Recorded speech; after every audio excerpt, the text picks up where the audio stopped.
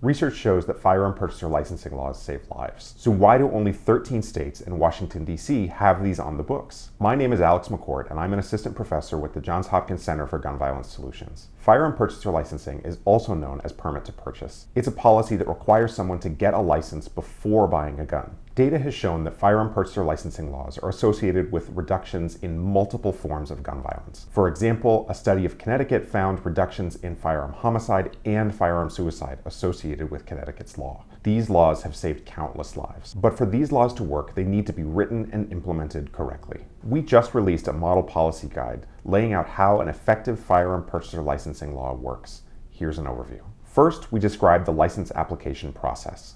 Enhanced background checks, in-person application, and firearm safety training are all important steps for preventing guns from falling into the wrong hands and ensuring responsible gun ownership. Second, we lay out the process for issuing licenses.